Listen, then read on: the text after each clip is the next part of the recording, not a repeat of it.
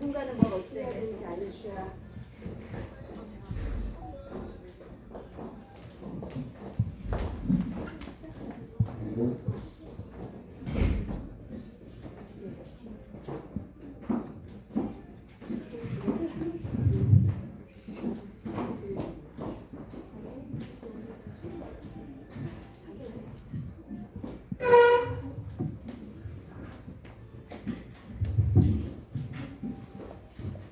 안녕하세요.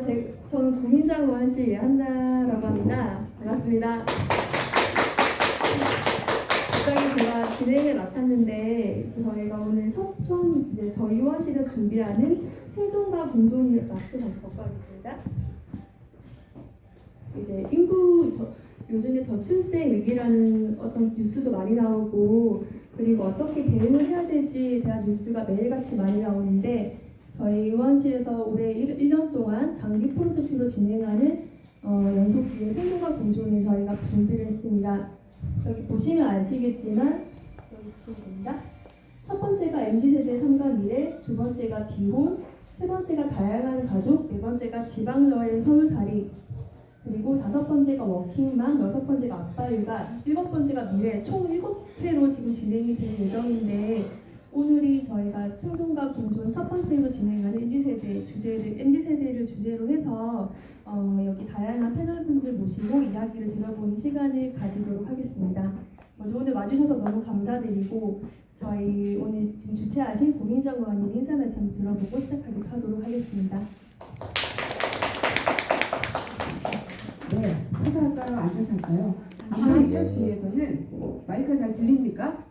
안에도 목소리가 클 것 같은데? 네, 반갑습니다. 일단 평일 저녁 시간에 아마 식사도 못 하셨을 것 같은데 자유롭게 커피 사서 드십시오. 저희가 대접을 하면 좋은데 뭐 여러 가지 복잡한 선거법 문제가 있어서 그건 좀 어려울 것 같고요. 편하게 왔다 갔다 하시면서 이야기 나누면 좋겠습니다. 지금 현재 이제 인구 위기 문제는 기후 위기와 더불어서 심각하다고 뉴스에서는 연일 나오고는 있지만 또 정치권에서도 연일 대책을 내놓는다고 말은 하지만 국민들은 별로 정치권의 말을 믿지 않는 수준까지 온 것 같습니다. 그러니까 맨날 위기라고만 하고 내놓는 대책은 별로 와닿지 않는 지경까지 오다 보니까 이 출생률이 0.78이라는 상상하기 참 어려운 숫자까지 왔습니다. OECD 국가 중에서는 가장 꼴찌인 건 물론이려니와 한 명 밑으로 떨어진 나라도 저희밖에 없습니다. 그 정도로 심각한데 현재 이제 윤석열 정부에서 이 저출생 문제를 극복하고자 하는 여러 논의들이 현재 되고 있습니다. 오늘도 보면 저출산대책위원회에서 대통령과 함께 회의를 하긴 했는데 구체적인 방안들은 나온 건 없고요. 그냥 벙벙한 방안들만 좀 나왔습니다. 그래서 이거를 이제 구체화시키는 걸 정부가 해 나갈 텐데 지금까지 나온 발언들을 좀 보면 69시간 일하면서 아이 3명 낳으면 병역도 면제해주고 뭐 증여세도 면제해주겠다. 이걸로 요약할 수 있는 것 같은데 이거는 뭐 민주당이기 때문에 비판하는 것이 아니라 불가능한 영역의 말을 정책 단위에서 했기 때문에 비판의 목소리가 굉장히 많은 것 같습니다.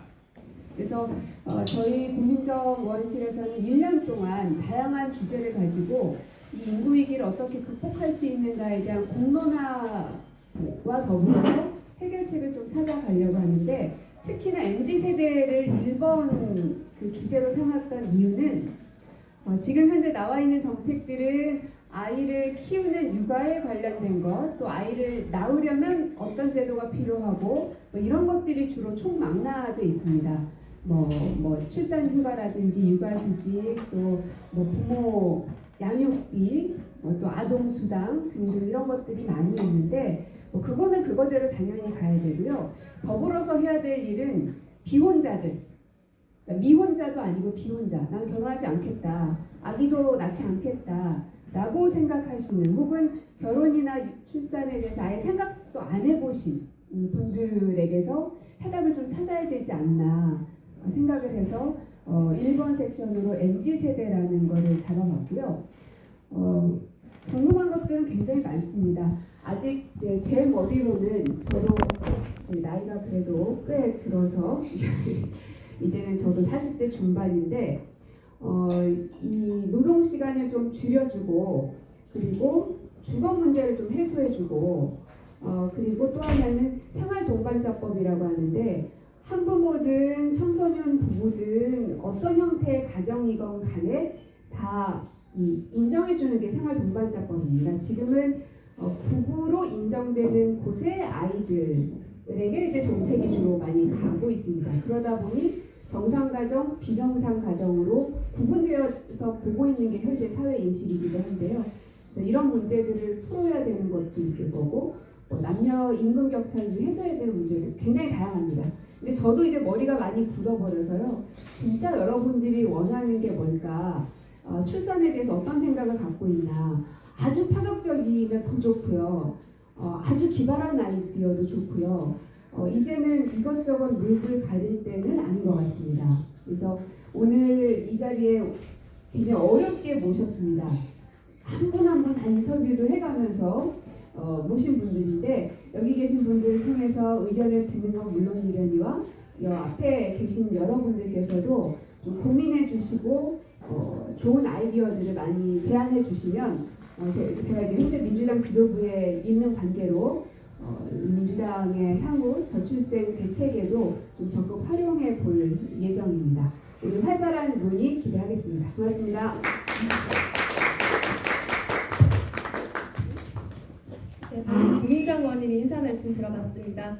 다음으로는 저희가 요즘에 69시간이나 이런 얘기가 되게 많이 나오는데 오늘날 청년에게 노동이란 그리고 69시간이란 그리고 그 노동이 인생에서 어떠한 의미를 가지는지 그런 얘기를 들어보는 시간을 짧게나마 좀 가져보려고 자료를 준비했습니다. 일하는 시민연구소의 김종진 소장님께서 청년의 삶과 여정이 함께하기라는 제목으로 간략하게 좀 말씀해 주실 예정이십니다. 박수로 환영하겠습니다. 찍으시네요. 네. 아마 고민정 의원실에서 이렇게 하니까 안 쓰실 거예요. 네. 많이들 오신 것 같아요. 사실은 내일도 국회에서 11시에 민주당에서 주최하는 69시간이 웬 말이냐 4.5일제, 4일제, 9사일제 관련해서 발제를 하는데요. 그런 이야기부터 함께 할 수 있는 이야기를 좀 털어놓으려고 합니다. 2회차부터 7회차까지 연결되는 이야기도 하는 게 중요할 것 같고요. 근데 제가 13분밖에 없습니다. 오늘 회장님의 시간이. 좀 이제 몇 마디를 하면 제가 이제 모교에 강의를 나갑니다. 대학교 때. 강의를 나가는데 매주 월요일에서 어제 학생들하고 오후에 하는데 제 강의를 연강 듣는 학생이 있어요. 근데 그 앞에 수업이 있다고 해서 물어봤습니다. 그럼 점심을 먹나요? 점심을 안 먹어요. 그럼 뭘 먹어요? 그랬더니 초코 우유를 하나 먹고 9시간을 버틴다고 하더라고요. 아니 학교 식당에 가면 있던데요. 확인해 보니까 7,500원입니다. 학식이 7,500원이 되게 부담되는 청년들이 있는 거죠.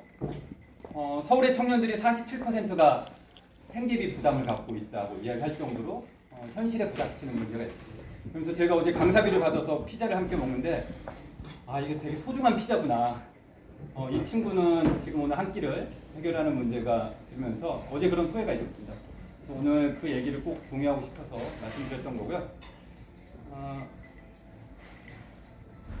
다른 나라 사례하고 좀 이야기를 하면서 아까 의원실에서 얘기하는 69시간 얘기는 말미하도록 하겠습니다. 저는 한국의 고용센터가 전면 바뀌어야 된다고 생각했어요. 이게 무슨 얘기냐? 프랑스나 독일을 가면요. 저 일자리 찾으러 왔어요. 일자리 카페가 우리 자치구별로 다 있죠. 땡땡구의 일자리 카페 뭐 이렇게. 여기도 약간 비슷한 컨셉이긴 한데 우리는 외우셨나요? 어떤 일을 하기 위해서요? 자격증은요? 원하는 임금 수준은요? 이게 레파토리가 이렇게 돼 있잖아요. 그죠? 그리고 자기 이력서 카드에도 자격증이라든가 이렇게. 프랑스는 어떨까요? 프랑스의 청년센터나 일자리 센터에는 첫 마디가 뭘까요? 이번 달에 월세 낼 수 있나요? 이게 그 질문입니다. 그 지역의 삶을 함께하는 청년과 공동체는 가장 급한 건 이번 달에 내가 월세 낼 수 있는지부터 물어보는 거예요.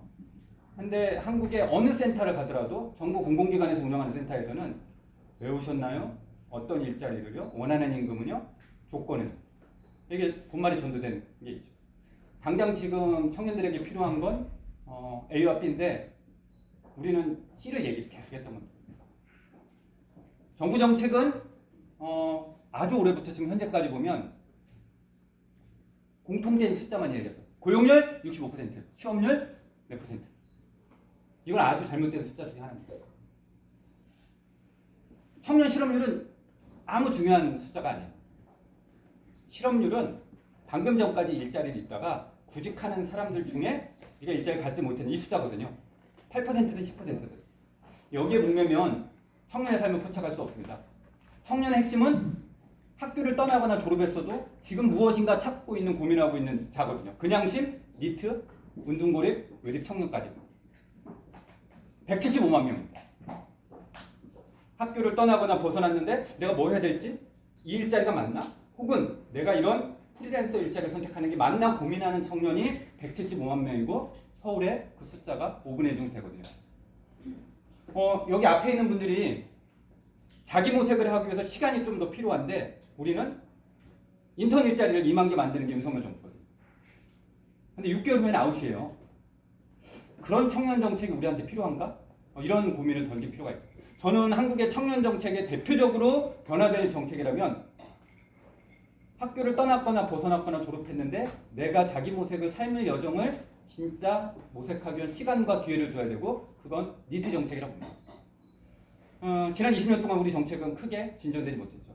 2003년에 한국의 최초의 정책은 청년 실업 극복 정책으로 출발했습니다. 청년 정책은 그래서 고용노동부 일자리 정책이었는데 이게 반대됐죠. 유럽연합이나 OECD 국가들 중에 청년 정책을 고용노동부가 주무부처로 하고 있는 나라가 그렇게 많지 않습니다. 사회정책부서, 교육정책부서부터 시작해서 융합해서 하고 있죠. 몇 년 전부터 서울뿐만이 아니라 대전, 부산, 광주 등에서 하고 있는 청년 정책은 뭐죠? 고용과 일자리 중심에서 유스 개런티, 청년 보장 제도로 변했습니다. 청년의 일자리만이 아니라 살자리, 일자리, 설자리, 놀자리 같은 청년의 주거, 문화, 교육, 참여 거버넌스까지. 그래서 3년 전에 전 정부, 문재인 정부 시기에 아신 분 있죠?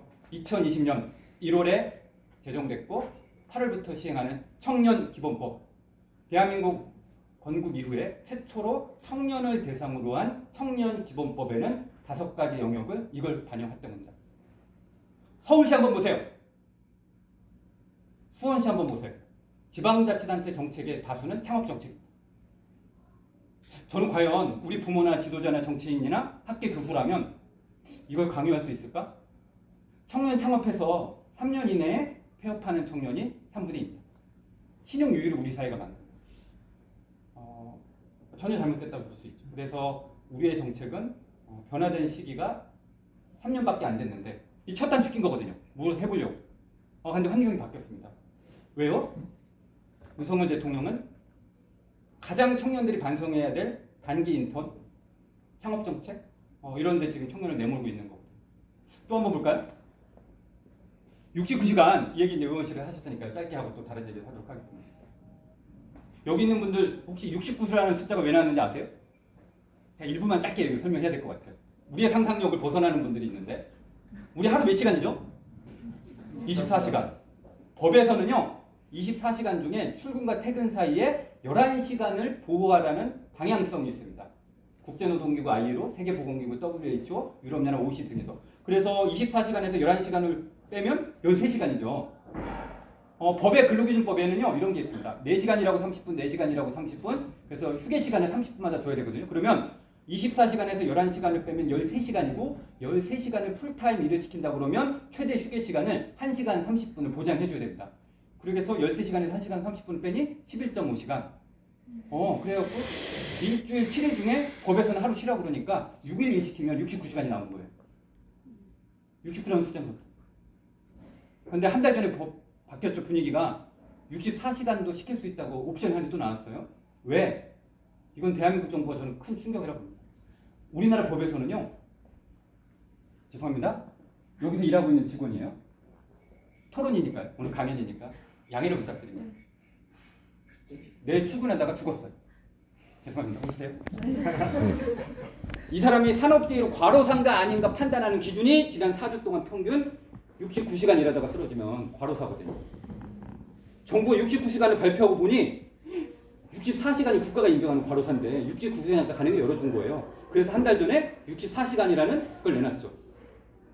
난리가 났잖아요, 여론에서. 야, 그러면 너는 64시간 인정하는 거야, 현 정부는? 그러면서 엊그제 윤석열 대통령 일본 방한하는 기간에 청와대 사회수석이 어쩌고 저쩌고 하면서 대통령이 60시간까지 하겠다. 60시간은 또 어떤 기준인지 아세요?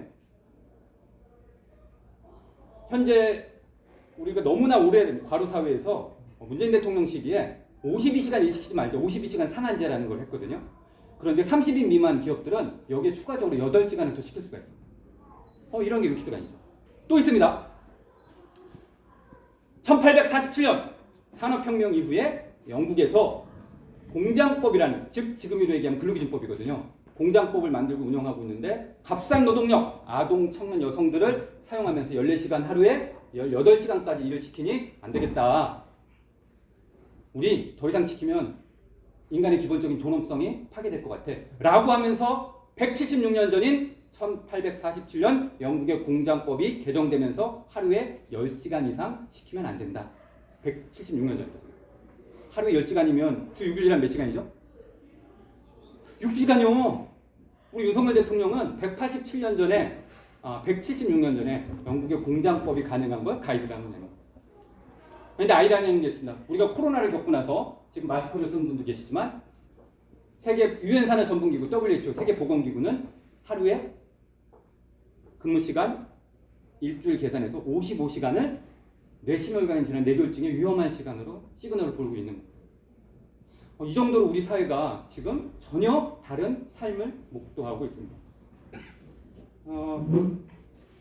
재미난 현상 하나 말씀드리면요. 주 4일째, 주 4.5일째 등이 낯설긴 하죠. 나는 프리랜서인데 법도 못 받는, 적용 못 받는데. 그럼 두 가지만 말씀드리면요. 여기에서 10분 정도만 조금 가면 신촌에 상급 종합병원이 하나 있습니다. 뭐죠? 예, 세브란스 병원이요. 올해 1월 2일부터 주 4일째 시범 사업을 하고 있어요.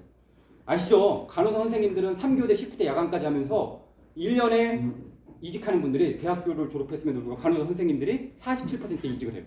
너무 힘들어서. 그래서 이 병원에서 실험하는 게 뭐냐? 올해 1월 1일부터 주 4일째 시범 사업을 지금 하고 있는데요. 지금 이제 3개월 들어가고 있거든요. 삶이 바뀌었습니다. 일주일 7일인데요. 이 병동에 수간호사 선생님이 이틀 붙여주고 주 4일째 시범 사업하니까 하루 붙여 3일 쉬죠. 그럼 며칠 일하죠? 4일요. 그런데 법에서 보장받는 연차 휴가가 있거든요. 자기 쓸 수 있는 게 1년에 15개 정도 되는데요. 여기서 2개만 쓰면 이틀 출근하는 거예요. 간호사 선생님들한테 여름 휴가가 아닌 이상 3, 4일 휴가를 간다? 이건 스웨덴에서 가능하다.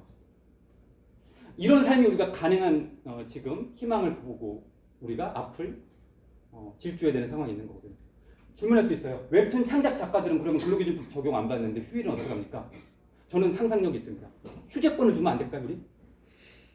5일 연재하는데 근로기준법 적용받는 노동자들이 15개 연차 휴가를 법에서 보장하는 노동자라면 프리랜서나 이런 사람들에게 다양한 일의 형태에 따라서 6개월 동안 연재하고 있군요. 그러면 근로기준법상 15개면 7개 정도는 휴재권을 유급으로 인정해주는 이런 상상력이 우리는 필요한 시기가 됐다라는, 우리가 오늘 제목을 하면 생존과 공존, MZ세대 함께 더불어하는 상상력이 필요한 시기가 아닌가 생각됩니다. 우리 근로기준법은요 1953년에 만들어졌어요. 70년이 지났거든요. 그런데 이걸 변화하는 시기에 당사자들의 삶에 물어봐야 되잖아요. 혹시 직장에 들어갔는데요. 토요일까지 69시간 일하면 어떨까요? 저는 이게 문법이라고 생각됩니다. 69시간을 설계했던 교수, 지금 여당, 이분들의 상상력은 1960년대, 70년대, 80년대 주 6일까지 일했던 사람들이에요. 이거 나중에 올리시면 안 된다. 그 12명의 교수님들이요. 본인들은 학교에서 세 과목 9시간만 일하면서 왜 노동자들은 현장에 있는 분들은 69시간 일해야 되죠? 땡땡 대학교의 그 교수님들 제자들이 학교 졸업하고 62시간 과로사로 몰렸을 때 이게 왜 우리 청년들한테는 그렇게 가혹한 삶을 이야기해야 될까? 저는 이런 반성이 좀 필요할 것 같고요. 제가 거의 다 됐죠? 네. 그래서 30초만 쓰겠습니다.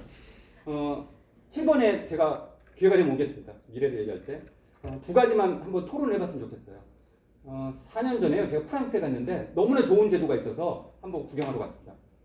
프랑스는 어떤 제도가 있냐면요. 만 15세가 되면 우리 집은 주민등록증 같이 거기는 사회보험 아이디 카드잖아요. 자기활동 계좌제라는 게 있어갖고 우리로 환율 계산하면 57만 원을 다 넣어줍니다. 모든 국민들이. 딱 15세가 지나면. 그러면 57만 원이 쌓이면 환율을 계산하면 난 바리스타가 되고 싶은데 필요할 때 그 돈으로 쓰는 거예요. 나는 보안경비하는 자격증을 얻고 싶은데 이거는 고용의 형태나 신분이나 상관없습니다. 누구에게 다. 공급 중심의 교육훈련 자기개발은 이제 의미가 없다. 수요자 중심의 청년들의 필요한 것들을 활성화하는 기회와 시간을 주는 정책이 대표적으로 최근에 프랑스, 싱가포르에서 하고 있는 자기활동 계좌제 이런 것들. 저는 그런 제도가 우리 청년들에게 미래에게 MZ세대들에게 더 필요한 게 아닌가. 나에게 필요한 제도, 내가 필요한 시간과 기회가 필요한 게 있을 거라고 생각합니다. 최근에 재밌는 도시는 베를린입니다. 베를린이요. MZ세대 청년들을 위해서 공공에서 다양한 일자리와 삶과 주거의 프로젝트를 하고 있어요. 그런데 조건이 없습니다. 우리는 그걸 하려고 그러면 A, B, C 조건을 많이 다는데 최근에 유럽 사회에서 이런 청년들과 고민하면서 핵심 정책 중 하나가 공공의 다양한 프로젝트, 청년들에게 삶과 여정을 함께 할 수 있는 기회와 제공해주는 정책들을 하고 있는 것 같습니다. 아무런 시기이지만 또 다른 공간에서 청년들에게 기회와 삶, 여정을 함께하는 제도와 실험들도 하고 있고 우리가 그런 정책에 복지의 시간, 청년의 시간, 삶의 시간을 함께하는 것을 모색하고 토론하면 좋지 않을까 하는 생각에서 짧지만 두서없이 말씀드렸습니다.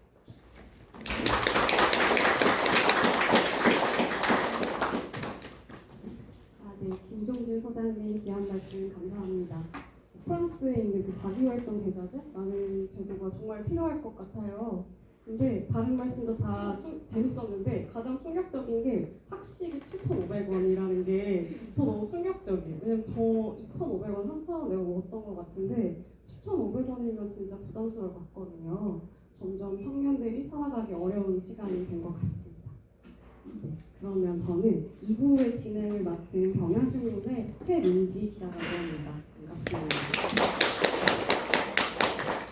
저는 문화부에서 대중문화, 영화나 가요 관련한 기사를 쓰고 있는데요. 왜 문화부 기자이니까 여기 있냐 궁금해하실까봐 짧게 소개를 드리자면 제가 2021년에 절반의 한국이라는 기획팀에 참여했었어요. 당시에 비수도권 지방 청년들이 서울에 왜 올라오는가를 주제로 긴 기획 기사를 썼었는데 그 기사가 나름대로 소소하게 반응을 얻었습니다. 당시에 청년들을 한 100명 이상 제가 만나고 인터뷰를 직접 했는데 그 과정에서 청년들의 고민과 걱정과 우려가 충분히 이해가 되었고요. 그리고 사실 저 자신도 비수도권에서 서울로 올라온 청년 중에 한 명이고요.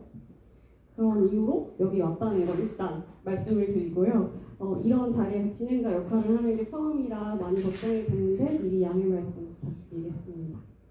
자, 그러면 2부 당신의 삶은 안녕하십니까를 본격적으로 시작하겠습니다. 먼저 패널분들 소개를 하겠는데요. 먼저 이 자리를 만들어주신 권은영 국회의원님. 네, 안녕하세요. 그리고 전국대학 학생회 네트워크의 김서원 의장님 나와주셨습니다. 그리고 서울청년센터 금천오랑의 강지성 전 선임 매니저님도 자리해주셨습니다. 그리고 청년 당사자분들께서 귀한 발걸음 해주셨는데요. 20대 대학생이신 김준영님께서 청년들 주거 관련한 본인의 경험과 생각을 나눠주실 거고요. 그리고 일자리와 교육도 되게 중요한 문제인데요. 여기에 대해서는 30대 직장인이신 이태은님께서 마지막으로 청년 세대 가장 큰 관심사 중에 하나는 연애, 결혼일 텐데요. 여기에 대해서 40세 직장인 황경선님이 나와주셨습니다. 청년분들이 5분 정도 시간을 가지고 자신의 경험과 생각을 나눠주실 텐데 여기 나오신 패널분들께서 좀 자유롭게 질문을 해주시면 그때그때 대답하는 것도 괜찮을 것 같습니다. 그러면 먼저 첫 번째로 대학생 김준영님께서 먼저 말씀을 부탁드립니다. 자유롭게 말하면 됩니다. 네, 그 주거 관련해서 네. 말씀을 이제 해주시면 될 것 같습니다. 약 5분 정도 네. 짧은 시간이지만 네. 네, 저는 지금 이제 작년에 이제 서울로 이사를 오게 돼서 이제 자취를 시작하게 된 이제 24살 대학생인데요. 제가 이제 1년 동안 혼자 살면서 이제 느꼈던 거는 이게 정말 20대들을 바라봤을 때 가족이랑 떨어져서 사는 게 너무 힘들다라는 생각을 처음 하게 된 순간이었던 것 같아요. 저는 군대를 갔을 때도 이런 생각은 솔직히 잘 안 했는데, 왜냐면 어머니가 이제 저한테 전화 좀 해라, 막 저한테 막 군에 있을 때도 맨날 뭐라 하셨거든요. 제가 너무 전화를 안 하니까. 근데 제가 이제 혼자 살게 되니까 전화를 되게 자주 하게 되더라고요. 엄마 나 뭐 오늘 뭐 먹었어, 아니면 나 오늘 이런 거 했어, 뭐 이렇게 자꾸 전화를 하게 되고, 뭔가 그냥 괜히 그냥 한번 전화를 해서 나 살아있다고 알리고 싶은 그런 게 있더라고요. 그래서 저는 이게 혼자 사니까 가족이랑 떨어져 사는 게 정말 쉽지 않구나 라는 거를 처음 느끼게 됐던 것 같아요. 그리고 또 지금 저희 누나가 저랑 이제 우애로 이제 3살 터울 누나가 있는데, 누나가 지금 이제 취업을 하게 되면서 그 전남 목포로 이제 혼자 내려가게 됐어요. 근데 이제 누나도 이제 저랑 이제 주말마다 이제 집에 오면은 만나게 돼서 이제 누나랑 저랑 얘기를 하면 진짜 혼자 사는 거 이렇게 힘든지 몰랐다. 다들 이런 이야기를 하더라고요. 그리고 제가 또 이번에 개강을 하고 나서 여러 이제 새내기 친구들을 만나면서 이야기를 해보니까 진짜 혼자 사는 거 너무 힘들다. 다 저한테 그런 얘기를 해주시더라고요.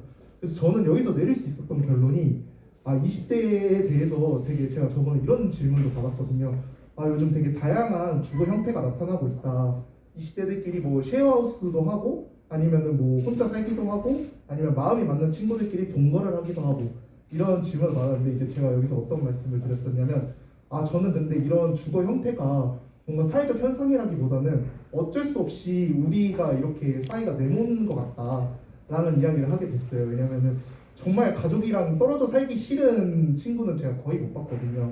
근데 이제 아무래도 일자리, 학교, 아니면은 뭐 이런 다양한 이유 때문에 가족들이랑 어쩔 수 없이 이제 떨어져서 살게 되는 경우가 많다 보니까 이제 그런 경우가 되게 많다고 하더라고요. 그래서 저는 이게 어느 부분에서 이제 20대가 고충을 많이 느끼는지 느꼈냐면, 특히 서울은 지금 너무 이제 물가가 비싸고 이제 뭐 주거 비용이 이제 단적으로 너무 비싸지다 보니까 이제 지방에 계신 부모님들도 힘들고, 이제 위에서 이제 직접 이제 생활하고 있는 저희도 힘들고, 이제 이러니까 뭔가 이제 이런 가족들이랑 나도 모르게 멀어지게 되는 그런 경우도 되게 많다고 하더라고요. 그래서 저는 약간 이런 문제를 좀 말씀드리고 싶어서 왔고요. 제가 대표적인 예를 한 가지 들어보자면, 지금 제가 다니고 있는 학교는 서울에서 기숙사비가 가장 비싼 학교 중에 하나라고 꼽히고 있는데요. 이제 당장 저희 학교에 지금 기숙사비를 예를 들었을 때 자취를 하지 않고 2인실을 들어간다고 가정을 했을 때 월에 65만 원 정도가 이제 기숙사비로 지출이 되는 이제 저희 학교거든요.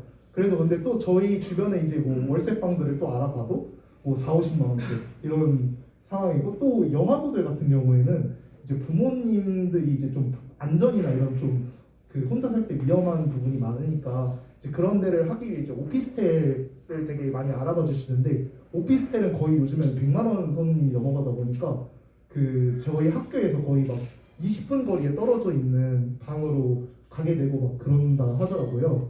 그래서 지금 저희 20대가 봤을 때 가장 지금 이제 주거 부분에서 아이들이 이제 힘들어하는 거는 결국에는 저희도 돈이죠, 사실. 그래서 이게 내가 어쨌든 지금 어떻게 보면은 지방에서 올라오는 친구들도 많은 상황인데, 나는 서울에 오고 싶어서 온 게 아니라 어쩔 수 없이 서울에 오게 됐는데, 당장에 뭔가 막 100만 원, 막 200만 원 이렇게 부모님에게 요구를 해야 되고, 거기다 등록금까지 이제 이렇게 되니까, 사실 제가 주거 패널로 어떻게 보면 나오게 됐지만, 당장 저희 20대 주거는 저희는 일단 집 장만은 꿈에도 생각하지 못하고 있고요. 당장 내 눈앞에 있는 월세랑 이제 밥 어떻게 해결할지 이것만 이제 하루하루 이제 해결하면서 살아가고 있는 지금 상황이라고 말씀드리고 싶습니다. 네. 저는 생각에 딱 5분에 맞춰주셨어요. 시계를 보고 하신 건가요? 아니요, 제가 마음속에 준비해왔던 아 말을 정말요? 진짜 신기하게 딱 5분이에요. 아 근데 제가 미리 그 준영님의 이야기를 조금 전해 들었는데 이 자취방의 문제가 비단 뭐 돈 문제뿐만 아니고 건강 문제로도 이어진다라는 말씀을 하셨더라고요. 거기에 대해서 조금 더 자세하게 말씀해 주실 수 있을까요? 네. 저는 이제 그 되게 태어날 때 아프게 태어나가지고 제가 기저질환이 있거든요. 천식이 있어서. 근데 이제 제가 혼자 살면서 힘들었던 건 이제 부모님이 항상 저를 위해서 이제 온도를 맞춰주셨어요. 집안 온도를. 그래서 저 때문에 이제 가족들이 이제 보일러도 못 틀고 약간 그런 생활을 했었는데 이제 혼자 살게 되니까 그것조차 이제 안 되니까 이제 제가 처음에 입주를 하고 한 달 동안 되게 아팠어요. 지금 제가 이번에 환절기 돼서 감기를 걸렸는데 그런 이제 건강 문제뿐만 아니라 제가 어떤 건강 문제에서 어떤 문제를 느꼈냐면 이제 혼자 사니까 불면증 문제도 한번 겪은 적이 있거든요. 특히 지금 제가 살고 있는 지역 같은 경우에는 되게 집이 다닥다닥 붙어 있고 밤에 이제 그 아무래도 자취생이 많다 보니까 배달 오토바이가 하루 종일 이제 다니는 이런 현상이 있어요. 근데 이제 그런 소리 들을 때마다 이제 잠에서 막 갑자기 깨고 되게 그 막 생로병사의 비밀 같은 거 보면은 결국엔 제일 중요한 건 잠이다 이런 말이 있잖아요. 그래서 근데 잠을 못 자니까 이제 생활 패턴이 무너지고 내 생활이 무너지고 이제 뭐 그게 건강 문제로까지 이어지는. 그리고 또 한 가지 더가 요즘 배달 음식 자취하는 친구들한테 너 혹시 밥 해 먹어? 이렇게 물어보면 아니 나 안 해 먹고 거의 다 시켜 먹는데 이러더라고요. 이 배달 음식을 많이 먹게 되면 저도 모르게 이제 뭐 살이 찌게 되고 저도 사실 이거 약간 여담이긴 한데 입주를 하고 거의 10kg 가까이 쪄가지고 거의 네, 이런 게 이제 다 종합적인 이제 건강 문제로 이어지다 보니까 이게 정말 이게 청년 세대가 혼자 살게 되면은 건강도 어쨌든 중요한데 저번에 저도 그런 얘기 들었거든요. 뭐지? 청년 세대의 건강은 나라의 국력이다 막 이런 말이 있더라고요. 근데 지금 결국에는 이런 주거 문제는 우리 스스로 우리의 국력을 소진하고 있는 게 아닌가라는 생각이 들었습니다. 네, 그 건강 문제는 어느 정도 이 정도 말씀드릴 수 있을 것 같아요. 네, 말씀 감사합니다. 크게 두 가지 얘기해 주신 것 같아요. 보통 문제는 뭐 당연하고 일단 혼자 살 때 느끼는 정서적 고립의 문제와 더불어서 건강까지 해치게 된다는 말씀을 해주셨는데 저도 16년 동안 제가 16년 전에 전 강원도 출신인데요. 강원도에서 서울에 올라와서 16년 동안 혼자 살면서 고시원부터 원룸, 뭐 투룸까지 이렇게 전전하면서 살았는데 지금 말씀하신 모든 것에 공감하고 저도 같은 경험을 했었어요. 그래서 많은 분들이 다만 공감을 하실 거라고 생각을 합니다. 네, 여기에 대해서 여기 나오신 패널분들께 제가 질문을 하나 드리고 싶은데요. 전국 대학 학생회 네트워크 김서원 의장님은 이제 대학생들의 문제를 잘 알고 계시잖아요. 그 대학생들이 많이 주로 느끼는 어려워하는 주거 문제에 어떤 것들이 있을지 한번 짧게 말씀해 주실 수 있을까요? 일단은 제가 대학생의 입장에서 현재 대학생들이 느끼고 있는 주거 문제의 대표적인 건 사실 아까 이제 비수도권에서 수도권으로 올라오면서 이제 기숙사 수용률이 대부분 학교에서 거의 10%를 웃돌아요. 그래서 사실 기숙사에 들어가려고 해도 들어가지 못해서 거의 이제 학교 개강 2주 전에 이제 막 자취방을 구하고 심지어 이제 구해지지 않아서 학교 근처가 아닌 먼 데서 이동을 하는 친구들도 많아졌고 최근에 물가가 상승하면서 월세도 많이 올랐어요. 사실 뭐 예전 같았을 제가 1학년 때 경우를 생각해보면은 30-40만 원대를 웃돌았는데 최근에는 50만 원대로 이제 왔다 갔다 하고 있어서 그런 월세의 부담을 느끼는 학생들도 많더라고요. 그런 부분들이 뭔가 국가에서 재정적으로 조금 더 지원을 해서 뭔가 청년 기숙사를 좀 늘린다, 대학생 기숙사를 조금 더 확보를 한다던가 하는 식으로 좀 정책이 마련이 되어야 될 것 같다라는 생각을 했던 것 같습니다. 최근에. 그리고 사실 이 주거 관련해서는 뭐 물론 부모님이 이렇게 월세를 내주는 학생들도 많지만 직접 본인이 부담을 하는 학생들도 있어요. 그런 학생들 같은 경우에 최근에는 그 수도세랑 난방비가 많이 인상하면서 그 아까 건강 관련해서 이제 말씀해 주셨는데 난방비가 인상을 하니까 제가 거의 집에 안 들어가는데 이번에 7-8만 원이 나왔어요. 동생이랑 둘이 사는데 이제 난방비가 올라가다 보니까 이제 친구들이 난방을 아예 안 켜고 생활을 하는 친구들도 많아졌더라고요. 그래서 실제로 제 주변에 그 난방비를 줄이느라고 난방을 켜지 않아서 감기에 걸려서 오히려 조금 더 악순환이 반복이 되는 경우도 있었어요. 그래서 그런 사례도 갑자기 아까 말씀 들으면서 생각이 났던 것 같습니다. 네, 부장님 말씀 감사합니다. 그러면 이제 김준영님께서 말씀해주신 것 중에서 이제 청년들이 서울에 올라오고 싶지 않아도 올라와야 하는 이유 중에 가장 큰 게 이제 학업도 있겠지만 일자리가 있다라고 말씀을 해주셨는데 그 말씀 그대로 일자리는 청년들이 가장 고민하는 큰 부분일 것 같아요. 저 또한 일자리 때문에 서울에 남아있는 거기도 하고요. 그래서 이번에는 일자리에 관련해서 이태현님께서 기한 말씀을 나눠주시도록 하겠습니다. 네, 안녕하세요. 30대 직장인 이태은이라고 합니다. 저는 일단 이제 발제 내용을 일자리에 한해서 이제 체크를 해야 돼갖고 했는데, 실제 내용은 되게 통합적으로 썼어요. 약간 제가 이제 생각을 했을 때, 정치에서 내세우는 청년 정책이나 청소년 정책, 일자리 정책, 노년 정책, 이런 수많은 정책들이 한 가지에 몰입을 해서 그 한 가지 내용을 주도로 내용을 말을 하는데, 저는 이 모든 거는 다 통합적으로 생각을 해야 된다고 생각을 합니다. 그래서 이제 일자리가 수도권에 몰려 있다 보니까 지방에 있는 청년들이 수도권으로 이제 몰리게 되고, 그러다 보니 주거 생활이라던가 물가 상승에 대한 문제, 뭐 이제 아까 이 대학생분께서 말씀하신 혼자 살면서 느껴지는 정서적 고립감, 건강 문제, 이런 것들이 다 이제 생긴다라고 생각을 해서 일자리 정책을 취업률을 그냥 단순히 수치상을 높이기 위해서 하는 것이 아니라 진짜 질 좋은 일자리들을 지방 지역으로 많이 배치를 하고, 또 그 지방에 있는 청년들이 그 지역에서 그냥 그대로 안정적으로 생활을 할 수 있게 하는 것이 필요하다라고 생각을 해서 이제 그런 내용을 좀 적어서 냈었고요. 또 이제 뭐 일자리뿐만 아니라 그런 지방 문제들도 있고, 또 이제 약간 주거 얘기도 살짝 제가 했었는데, 저희가 고용 시장이 너무 불안정해요. 대부분이 다 뭐 계약직이나 인턴같이 1년, 6개월 짧은 기간의 일자리를 하기 위해서 수도권으로 올라왔는데, 수도권에 집을 구하기가 힘들죠. 그리고 이제 6개월, 1년 단위로 집을 계속 계약을 해야 되고, 또 회사가 재계약이 되지 않으면 또 나의 주거가 불안정해지니까 또 다른 집을 찾고 또 다른 일을 찾고, 계속해서 청년들이 이 일자리 하나로 모든 게 다 불안한 삶을 살고 있다, 불안정한 삶을 살고 있다라고 이제 생각을 합니다.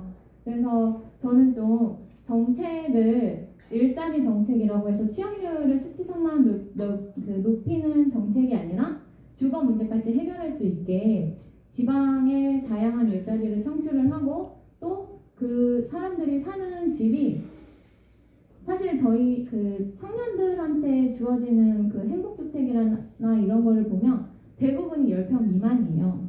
대부분이 10평 미만이고 원룸 아니면은 뭐 약간 좀 되게 작은 주거 공간인데, 여기에서 들어가는 비용이 행복주택이어도 못해도 10만 원에서 20만 원이라는 돈이 나갈 텐데, 이게 초년생에게 물론 실제 물가에 비해서는 많이 저렴하지만 정말 나라가 말하는 출생률이 한 1명이 되지 않는 0.78명이라고 계속 기사를 낼 정도로, 그렇다면 내 주거 공간이 안정적이 되고 내가 사는 삶이 조금 더 여유로워야 다른 사람을 만나고 다른 가정을 꾸릴 수 있다라고 이제 생각을 할 것 같아요. 그래서 1인 가구에 대한 혜택이 많이 지원이 돼야 된다.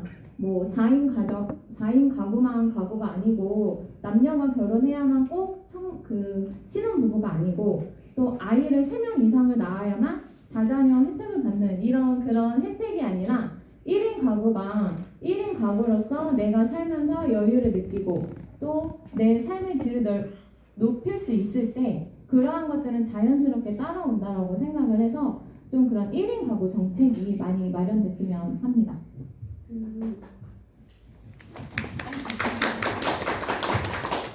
저도 1인 가구로서 지금 방금 하신 대학생 말씀에 매우 공감합니다. 제가 가장 화날 때가 1인 가구들한테, 그러니까 결혼 안 하고 혼자 사는 사람들한테 오히려 더 세금을 싱글세라고 하잖아요. 세금을 더 내게 해야 한다는 그런 댓글을 볼 때마다 정말 화가 나거든요.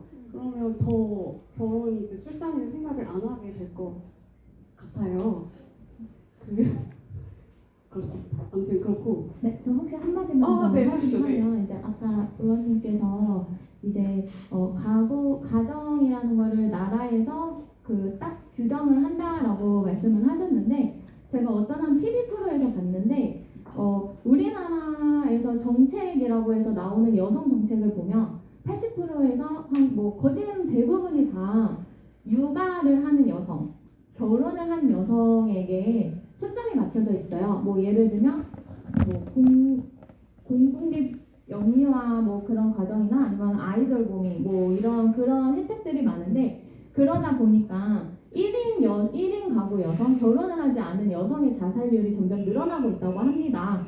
그래서 정말 정부가 그리고 이제 나라가 출산율이 중요하고 이 사회를 돌아가는 데 있어서 이 계속되는 그 구조가 필요하다라고 하면 이 1인 여성을 놓치지 않고 꼭 챙겨줬으면 합니다.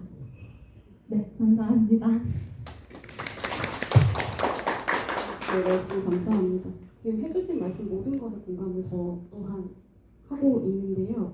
근데 이제 일자리 관련해서도 그렇고, 그러니까 여러 정책이 뭐가 문제다 하면 딱 거기에 맞춰진 정책만 하는 것이 문제이고 통합적인 접근이 필요하다 이렇게 말씀해 주셨는데 저 또한 늘 그런 생각을 하거든요.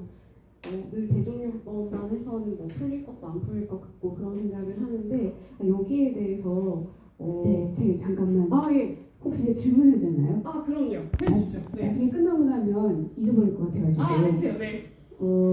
청년주택이 10평 미만 정도고 가격은 제 핸드폰 찾아보려고 그러니까 잡히지를 않네요. 그래가지고 인터넷이 안 돼서 얼마 정도 돼요? 청년주택의 월세가 10만 원 이상으로 10만 원 뭐 보증금이 거의 2천만 원. 보증금이 2천만 원. 그러니까 기숙사를 만드는 방법이 있고 청년주택을 더 많이 만드는 방법이 있을 텐데 청년주택은 지금 주로 이제 지하철역 근처에 만들었으면 좋겠다 하는 요구가 많아요. 근데 보통은 되게 멀리 지하철역과 멀리 떨어진 곳에 청년주택이 있어서 실제로 방은 나가지도 않고 청년들은 잘 집이 없고 그래서 무조건 이 역세권에다가 하자. 근데 우리나라는 역세권이 땅 비싸잖아요. 그러다 보니까 이게 안 되더라고요. 그래서 청년주택을 넓히는 게 맞는지 아니면 이제 기숙사를 해결하는 게 맞는지. 왜냐하면 대학생 기간 동안은 기숙사를 이용하면 되는데 그들이 더 오랫동안 그 지역에 거주하게 하려면 기숙사가 아니라 청년주택을 늘려야 될 것 같고.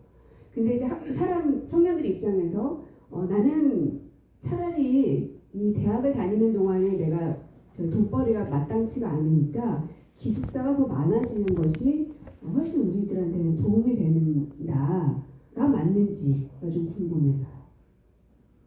이거는 20대 청년 당사자가 답변을 해주실 수 있을 것 같습니다. 굳이 고르라면? 둘 중에 하나를 고르라면요. 정말 어렵긴 한데요. 저는 사실 기숙사가 더 낫다고 생각을 하는 입장입니다. 왜냐면 그 청년 주택을 지었을 때 드는 비용도 많고 사실 제가 뭐 여기저기서 많이 들은 사실인데 청년 주택이나 공공주택의 가장 큰 문제점 중에 하나가 이제 부실 시공에 관한 이제 컴플레인이 되게 많더라고요.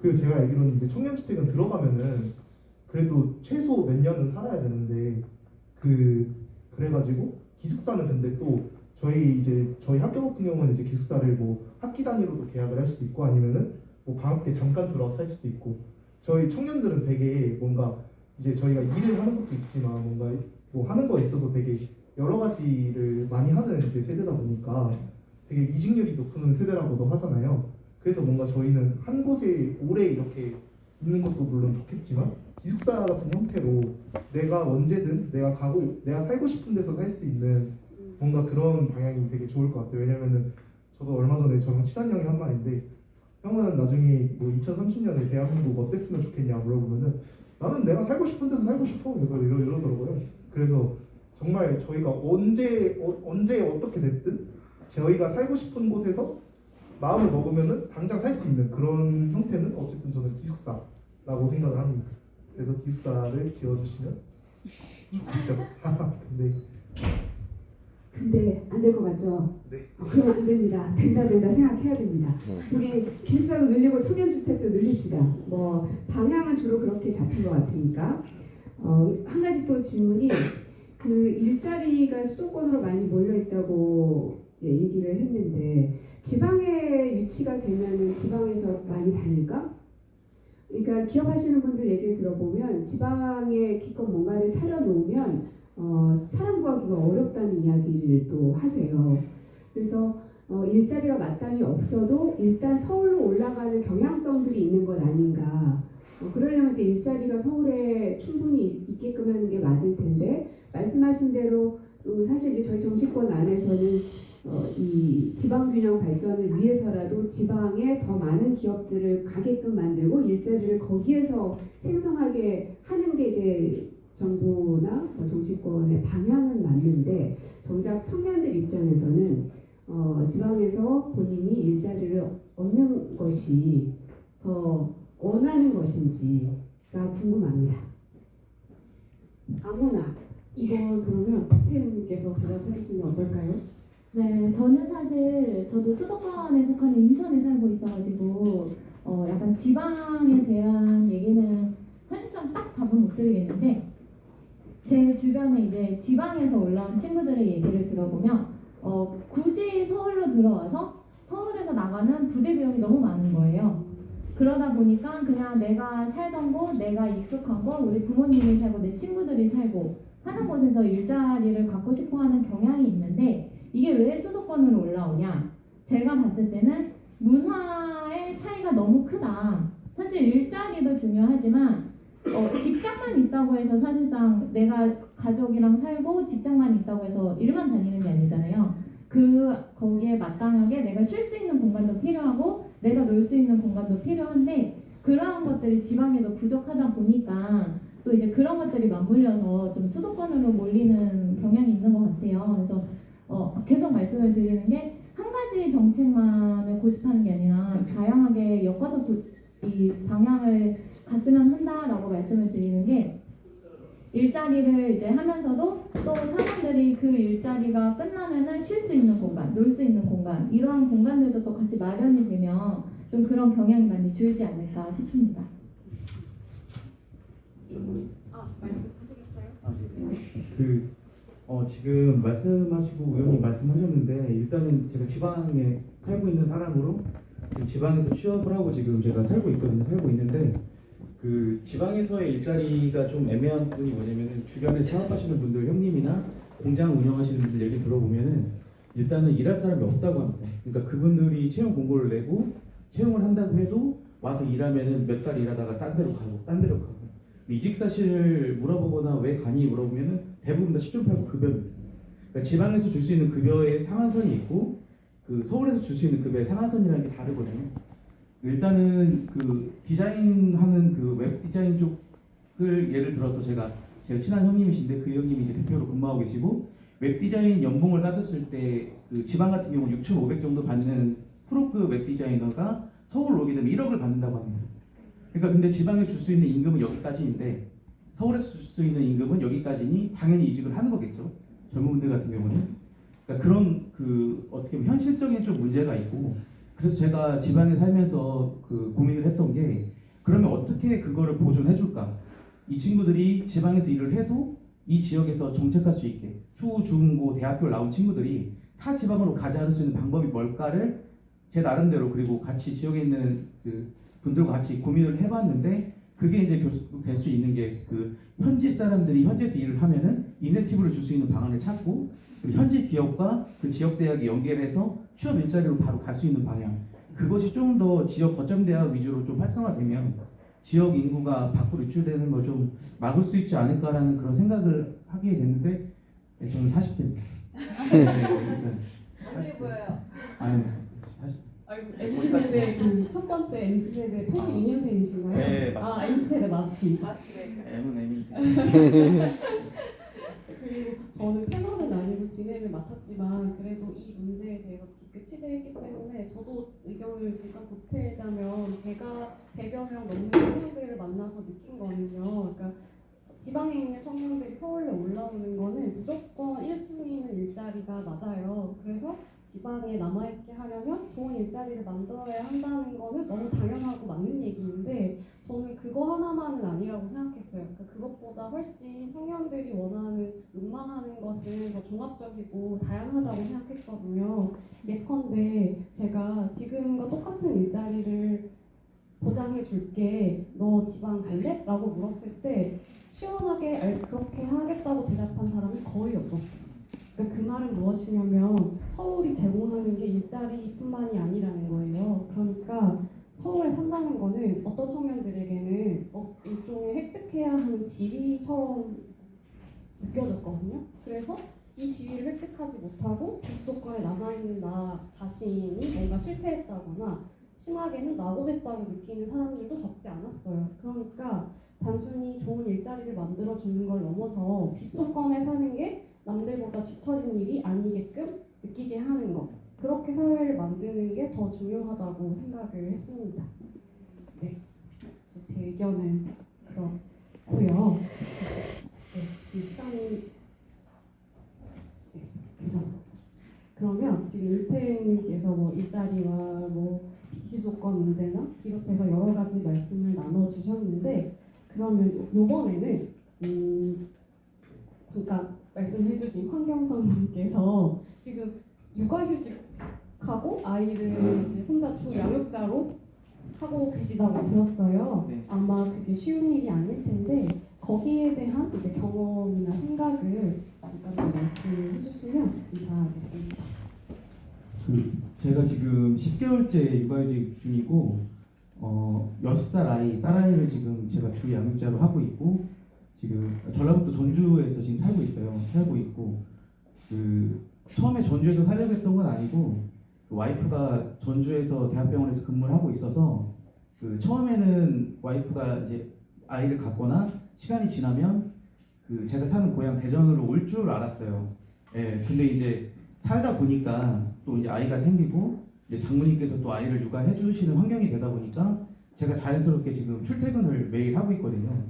하루에 140km를 매일 왔다 갔다 제가 운전해서 지금 출퇴근을 하고 있다가 이번에 육아휴직을 들어가게 됐는데 인터넷 검색해 보면 간단하게 나올 겁니다. 육아휴직이 뭔지. 육아휴직은 8세 이하의 아이나 초등학교 2학년 이하의 아이를 갖고 있으면 할 수 있는 제도다 이렇게 되어 있어요. 근데 그렇지 않습니다.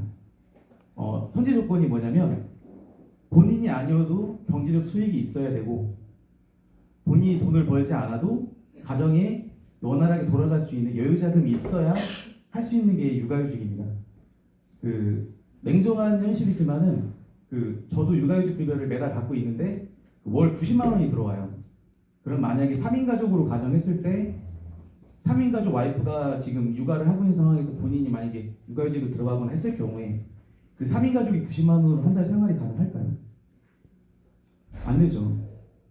그러니까 이게 육아휴직이라는 제도가 있지만 이거를 쓸 수 없는 사람들이 많습니다. 네, 회사에는. 첫 번째, 눈치 보여서. 그건 요즘에 좀 없어졌어요. 세대가 젊어지면서 과감히 씁니다. 대신에 육아휴직 급여가 조금은 전보다는 올라갔어요. 뭐 와이프가 육아휴직을 하고 그 이후에 남편이 하게 되면 3개월 동안은 210만 원 상한선으로 나오지만 그 이후부터는 120만 원, 120만 원에서 25% 공제합니다. 공제 왜 하냐면 6개월 후에 주는 거예요. 복직 후에. 그러니까 그거를 미끼로 쥐고 있으려고 6개월 뒤에 주는 건지 지금 당장 주면 좋겠는데 주진 않더라고요. 그래서 저도 210만 원치 3개월 받고 90만 원치 받고 있는데 그러면서 그 동네 아주머니들과 같이 이제 아이를 등원시키면 같이 이제 커피숍에 가서 이제 사회 돌아가는 얘기를 하고 브런치를 먹고 그러면서 이제 많은 아주머니들과 얘기를 나누면서 육아에 대한 스트레스 그리고 본인은 대학원 석사까지 마친 전문가인데 지금 당장 아이를 볼 수 없어서 집에 있어야 되는 현실. 자기는 취업을 하고 싶은데 취업을 못하는 막막한 상황. 예, 그분들 중에는 20대도 있고 30대도 있고 40대도 있거든요. 제가 두루두루 소통하면서 아, 현실은 이렇구나. 근데 가정에 계신 주부들이라고 해서 본인의 일자리를 갖고 싶고 사회생활을 하고 싶은데 그런 현실적인 벽이 너무 높구나라는 거를 새삼 제가 몸소 체험하는 좋은 육아휴직 기간을 갖고 있고 4월 10일 날 제가 복직을 합니다. 예. 근데 이제 육아휴직이 3단계가 있어요. 내가 육아휴직을 들어가기까지 결심하는 단계가 있고 들어가서 현실과 타협하지 않고 아이를 잘 돌볼 수 있어야 되는 정신을 잡아야 됩니다. 그리고 마지막이 제일 힘들다고 저희 와이프도 얘기한 게 복직 후에 그 아이랑 하루 종일 있었던 환경에서 직장으로 들어갔을 때 거기서 오는 혼란감이 있대요. 그 저희 와이프 같은 경우도 고생을 되게 많이 했거든요. 그 지금 19년차 간호사입니다. 근데도 복직을 해서 한두 달은 힘들어했던 것 같아요. 환경이 적응이 안 되고 본인이 이제 출산한 몸에 약간 좀 부담감도 있을 거고 근데 출근한 순간부터 남들과 똑같이 일해야 됩니다. 그러니까 이 사람은 육아휴직 후 복직을 했으니까 조금 배려해줘야 되라는 인식이 없는 거죠. 근데 조금씩 적응 기간을 가져야 되는데 그게 없이 바로 일을 스타트하다 보니까 그 육아휴직하고 복직해서 그만두는 여자분들이 상당히 많습니다.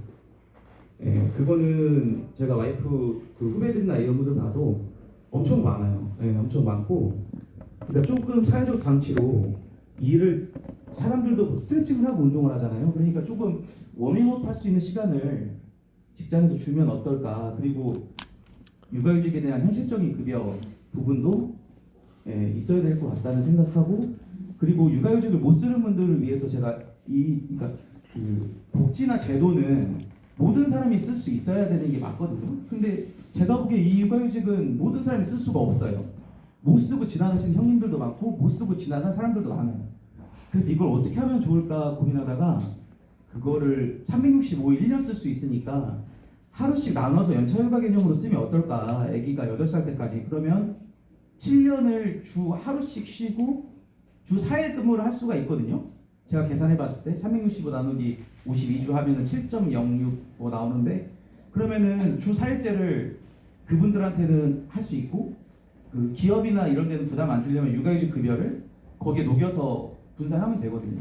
그러면은 하루씩 연차 쓰는 건 눈치가 덜 보이거든요. 그러면은 그 육아휴직이라는 거를 모든 아이 가진 부모가 쓸 수 있지 않을까. 그리고 하나 덧붙여서 제가 말씀드리고 싶은 거는 제가 그 공론장에서도 몇 번 얘기했던 건데 그 좋은 일자리가 없어요. 저는 왜 청년분들이 취업을 안 하시려고 하는지 알 것 같아요. 그러니까 저 때만 해도 죄송합니다. 그러니까 저 때만 해도 예, 좋은 일자리라고 하는 그 대기업 일자리나 좋은 일자리 연봉 높은 데가 많았어요. 근데 제가 입사하고 3년 뒤부터 신입사원을 안 뽑습니다. 그리고 최근에 정년퇴직자가 많아지니까 80명에서 90명 채용한 것 같아요. 제가 4,500명 다니는 직장에서 다니고 있는데 그래서 제가 생각한 게 뭐냐면은 나는 지금 돈을 버는 것보다 아이랑 있는 시간이 더 중요해. 나는 조금 더 가정의 시간을 할애하고 싶어. 그러면은 내 일자리 반으로 나누면 어떨까. 그래서 제가 일자리 나누기를 했으면 어떨까라는 얘기를 많이 했었거든요. 그러면은 제가 연봉이 6,000이면 7,000이면은 반 나눠서 난 3,000만 원 받을 테니 난 4시간만 일할게. 그럼 내 4시간 일할 부분을 청년이나 다른 사람에게 돌려줘라.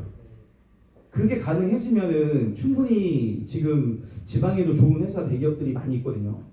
근데 제가 보기에는 그게 실행되려면 좀 어려운 부분이 있겠지만 충분히 가능하다고 봅니다. 어차피 기업은 똑같은 임금을 지불할 거고 거기에서 제 임금 그쪽 친구 임금을 반 나눠서 서로 편한 시간에 근무를 하면 되는 거거든요.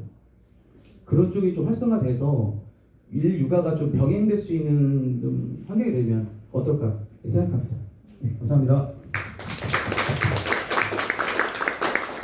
되게 반짝반짝이는 아이디어가 많으신 것 같아요. 이 육아휴직을 하루씩 쪼개서 쓰는 방법도 괜찮을 것 같고 말씀하신 일자리 나누기도 좋은 아이디어가 될 수 있을 것 같다는 생각이 드네요.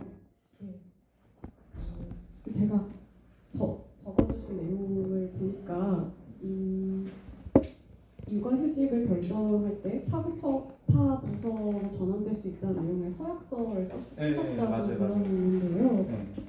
그에 대해 그럼 지금 이제 4월 10일 복직을 하시니까 네. 약 2주 뒤면 회사로 다시 돌아가셔야 되는데 혹시 전에 하던 부서가 아닌 다른 곳에서 일할 가능성을 지금 염두에 두고 계신 건가요? 그 처음에 그 휴직원이라는 걸 써야 돼요. 그 회사는.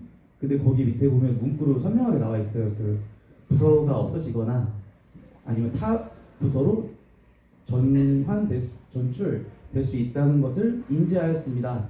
이름 사인하게 돼 있거든요. 근데 그게 제가 보기에는 노동법 위반일 것 같아요. 왜냐하면은 육아휴직 복귀자는 원소속으로 복직되는 게 맞는데 저도 거기에 사인을 일단 하고 나왔는데 그 사인할 때 좀 기분이 좀 많이 좀 씁쓸하더라고요. 일단은 내가 나라에서 해주는 기본적인 그런 정책이나 방향에 대해서 육아휴직을 해야겠다. 우리 아이와 좀 더 시간을 보내고 싶다. 그래서 그렇게 사인을 하고 나왔는데 내가 나중에 복직할 때 내 자리로 갈 수 없고 다른 데로 간다. 라는 건 더 적응하기 힘들겠죠. 예. 근데 일단은 4월 10일 날그 원래 있는 팀으로 오라고 얘기 들어서 일단은 이제 기쁜 마음으로 지금 들어갈 생각을 하고 있습니다. 네, 다행입니다. 걱정해 주셔서 감사합니다. 네, 근데 그거가 문제제기가 되거나 그러진 않았나 보죠? 지금까지? 그 회사에서 웬만하면은 그 현 부서로 배치가 되는 경우가 있었는데 그 한 케이스가 좀 안 좋게 좀 된 케이스가 그 대전의 연구예요. 대전 연구인데 부모님들 다 대전 사시고 자녀분들 대전에 있는데 그분은 서울로 발령이 났다가 또 3달 뒤에 또 부산으로 또 발령이 났다가 결국 그만두셨죠. 그러니까 이게 그러니까 사회적 이슈나 뭐 그런 거에 뭐 이렇게 되지 않은 부분이고 그래서 그러긴 한데, 그러니까 일단 직장인들이 보기에는 저럴 수도 있겠구나. 왜냐면은 그 현수도 복직을 해도 인사 발령이라는 거는 또 어쩔 수 없는 부분이니까요. 감안하고 해야 되는 것 같습니다. 따로 보시죠. 그건 문제가 있는 것 같습니다. 네, 말씀 감사합니다. 그럼 지금 결혼을 해서 아이를 낳고 키우고 계신 이제 과정에서 느끼는 고민이나 이제 어려움을 말씀을 해주셨는데요. 사실 그 환경성님이 청년들의 연애 결혼 섹션에 분류가 돼 있으셨어요. 근데 연애나 지금 이제 육아에 좀 더 가까운 말씀을 해주셨는데 일자리도 해주셨지만 연애 결혼도 되게 청년들한테는 아주 중요한 일이잖아요. 근데 요거에 대해서 제가 그 서울 청년센터 금천 오랑에서 일을 하셨던 강지성 전 선임 매니저님께서 이 청년센터에서 일을 하시면 많은 청년분들을 이제 만나 뵐 거잖아요. 그 센터에서 일을 하시면서 만난 청년들에게 들었던 연애나 결혼과 관련한 고민들이 주로 어떤 것들이 있었는지 좀 말씀해 주시면 감사하겠습니다.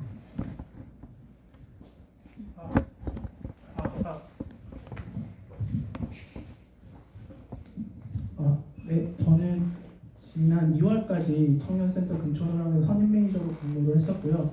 이건 비단 청년분들한테 들은 얘기뿐만 아니라 저 또한 결혼과 연애에 대해서 고민을 갖고 있는 청년 당사자로서 얘기를 나눌 수 있을 것 같은데, 일단 저희가 이제 예를 들면 청년이라고 부른다거나 지방이라고 얘기를 했을 때 이게 저희가 거시적인 의미가 있고 미시적인 의미가 있을 것 같아요. 그러니까 지금 저희가 계속 얘기가 나왔던 것들은 청년하면 대부분 대학생을 떠올리기 쉽고, 저 또한 서울에서 대학을 나와서 지방에서 이제 올라와서 다녔던 학생으로서 이제 청년센터에서 근무를 하다가 느끼는 게 뭐 예를 들면 청년센터가 대학가에 없어서 불편하다라는 얘기를 많이 듣거나, 아니면 지방이라고 해서 이제 지방에서 서울로 상경해서 서울에서 거주하고 있는 청년분들도 지방에도 뭐 그런 좋은 기업이라든가 아니면은 청년센터 같은 것들이 있지 않아요라고 물어보면은 그것도 광역시 정도 규모 되는 지방, 저희가 생각했을 때 사실 이름도 모르는 지방의 소도시들이 되게 많을 수도 있잖아요.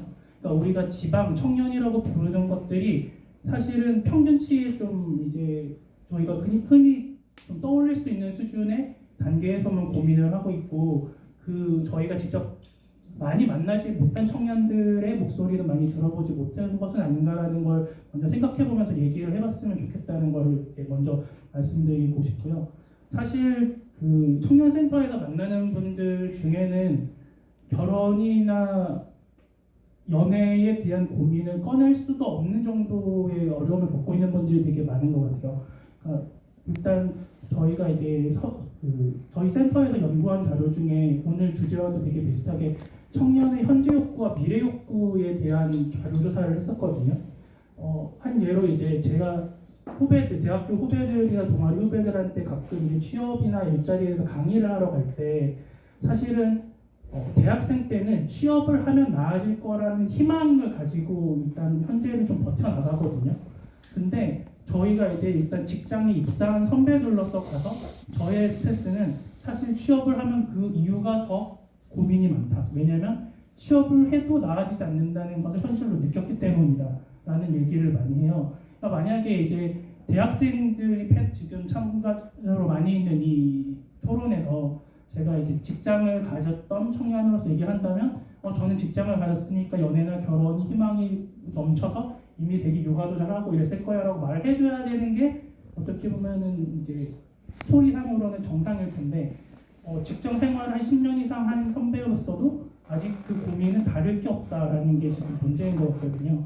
문제는 지금 이제 출산율 같은 것들을 사회의 전반적인 문제로 놓고 본다는 것 자체도 문제라고 생각을 하는데 사실 출산이라는 것은 개인의 선택인데 이걸 왜 사회가 문제라고 말을 하느냐. 그러니까 사실은 출산을 하는 게 본인의 선택 중에 가장 최선의 선택이라고 생각하면 자연스럽게 출산을 하게 될 거고 연애나 결혼도 내가 그걸 하는 것이 내 행복에 더 걸맞고 지금 당장 내가 선택할 수 있는 것이라고 한다면 선택을 할 텐데 사실 그거를 선택할 수 없는 현재 상황에 놓여 있고 이제 출산이나 연애나 결혼이라는 미래 자체를 떠올릴 겨를이 없다는 게 가장 큰 문제인 것 같거든요.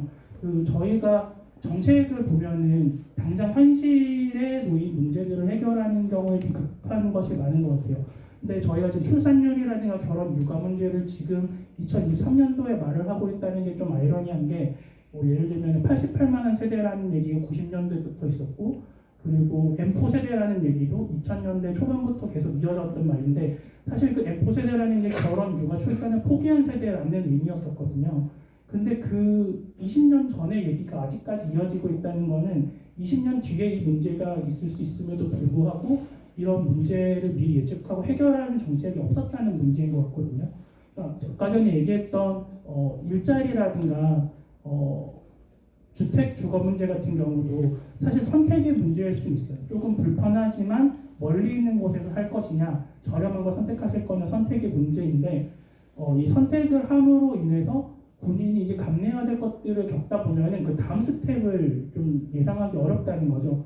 예를 들면 내가 지금 당장 역세권 청년 주거주택 같은 경우는 시세 70-80%라고 한다는데 거기도 들어가기 어려워서 조금 떨어진 곳에서 주거를 시작하면은 결국 과연 주거를 마련해서 결혼을 할 수 있을까라는 생각은 아예 다를 수 없는 현실을 좀 허덕이는 문제가 생기지 않을까라는 그런 고민이 들고요.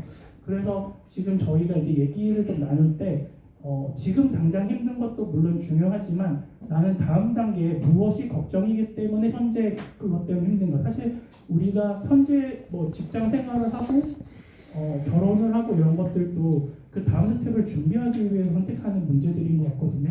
예를 들면은 내가 다음 삶이 지방에 내려가서 결혼해서도 행복할 수 있을 것 같다라는 어떤 미래가 그려지면은 현재 굳이 이제 직장을 서울로 잡아야겠다라는 생각은 하지 않을 수 있을 것 같아요. 근데 그 지방에 내려갔을 때 내가 좋은 직장을 선택할 수 있을까라는 거는 미래에 어떻게 될지 지금 이제 예상을 하지 못하니까 선택을 하지 못하는 거거든요. 그래서 현재도 불안한데 미래에 대해서 저희가 계속 얘기를 할 수 있을까라는 고민들을 저희 센터에서 상담을 할 때 항상 느껴지는 부분인 것 같아요. 그래서 사실 청년분들이 가장 고민을 하시는 게 제가 이제 상담 담당 매니저로서 400명 정도 상담을 했을 때 이제 어른들이 얘기하는 노력을 해야 된다 이렇게 얘기하는 거는 고성장 시기를 겪었던 예를 들어 저축만 해서도 주택이 마련 가능했던 시대의 어떤 개념으로 설명을 할 수 있는 거지만 사실은 지금 당장 내가 현실을 차곡차곡 밟아 나가도 미래를 준비하지 못한다는 거에는 가장 큰 어려움이 있는 것 같거든요. 그래서 예를 들면 지금 그나마 좀 청년분들이 호의적으로 많이 선택을 하고 있는 정책 중에 청년 도약 계좌라든가 이거는 이제 내가 지금 조금만 생활을 조금 더 절약을 해서 저축을 하면은 나중에 목돈을 마련할 수 있다는 기대감이 좀 큰 정책이긴 하거든요. 근데 문제는 이런 정책들이 대부분 지금 주제가 생존과 공존인데 본인이 생존을 추구하다 보면은 다 경쟁을 해서 공존을 할 수 없는 형태가 되버리는 것 같아요. 예를 들면 청년주택이나 기숙사도 아까 전에 말씀드렸지만 합격률이라는 게 있잖아요. 예를 들면 10%만 들어갈 수 있다던가 아니면 이제 그 주택 같은 경우도 청약을 해서 경쟁을 해야지 된다는 것들.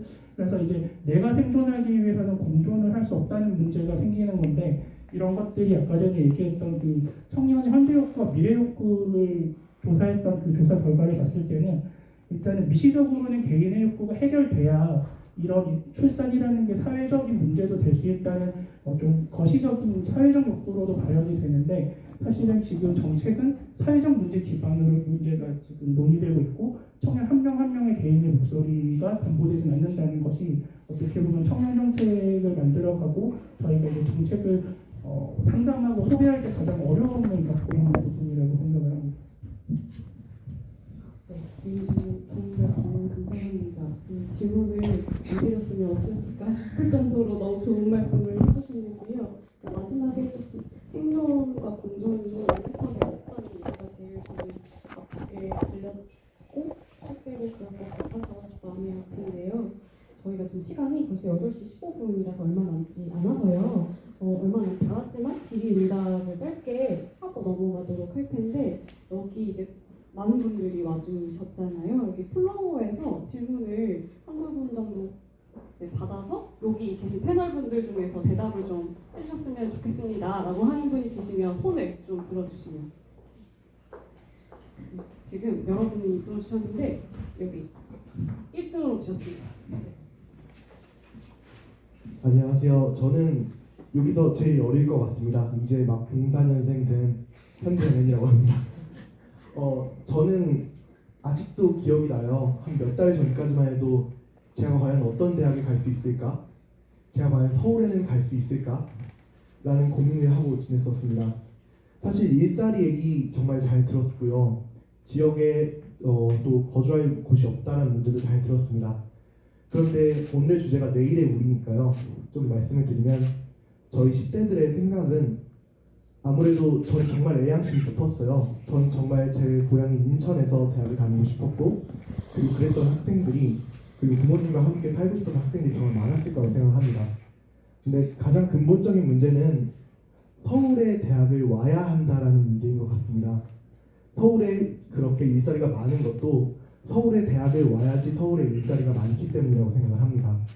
이 점에 대해서 조금 더 앞서서 근본적인 문제를 생각해보면 서울대학과 지방대학의 차이를 어떻게 줄여나가야 될까라는 그런 문제를 조금 많은 분들께 좀 얘기를 드리고 싶었습니다. 그래서 고민정 의원님께 혹시 이런 문제에 대해서 조금 민주당 차원에서 고민하고 있는 것인지 궁금합니다. 있습니다.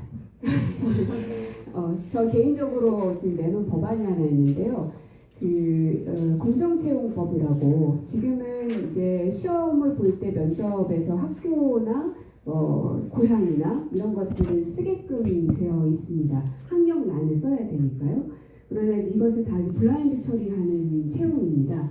블라인드 채용이라고 많이 부르는데 이거를 하게 되면 서울에 있는 학교를 나오든 어디 다른 데에 있는 학교를 나오든 상관하지 않아지게 되지 않을까. 실제로 저는 KBS에 2004년에 입사를 했는데 되게 오래전이죠. 20년 전이니까. 근데 그때 대한민국에서 블라인드 테스트라는 게 처음으로 시도가 됐었고 그래서 실제로 취업했던 그 동료들을 보면 그 전이나 혹은 블라인드 테스트가 사라지고 나서 다시 이제 원상 복구됐을 때의 취업률하고 이거를 비교를 해보니까 스카이 출신들이 그러니까 명확하게 줄어들고 다양한 이 지역에 있는 대학 출신들이 많아지는 걸 눈으로 확인했거든요.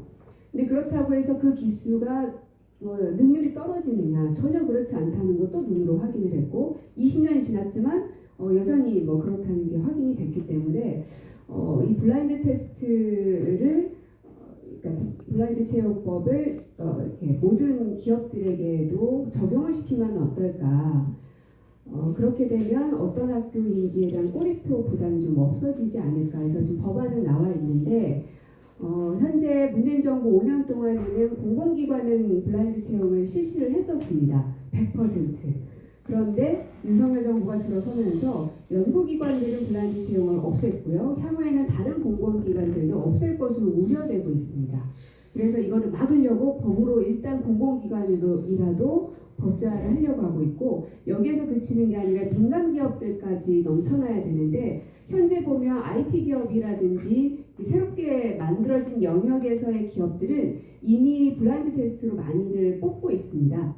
그런데 기존에 있는 기업들, 삼성, SK, 현대 같은 이런 기존에 있는 대기업들은 오히려 그 블라인드 테스트를 이용하지 않는 것들이 좀 경향성이 보여서 민간 기업들에까지 적용될 수 있게끔 하는 게 최종 목표이기는 합니다. 그래서 이재명 대표도 이 공정채용법에 대해서는 충분히 설명을 드렸고 오케이도 그러니까 동의도 됐고 민주당에서 핵심 중점 법안으로 추진하자고까지도 됐는데 이제 막 법안 소위도 안 열리고 막 이런 국회에서의 일정들 때문에 조금 미뤄지고 있는데 근데 한 가지 궁금한 건 그걸 하니까 열심히 공부를 해서 대학 수학 능력 시험의 점수를 높이든 뭘 하든 해서 어렵게 그 대학을 들어갔는데 그 메리트를 이제는 보지 말라는 거야? 오히려 역차별이야? 라고 하는 목소리들이 있어서 의견이 좀 궁금하긴 합니다.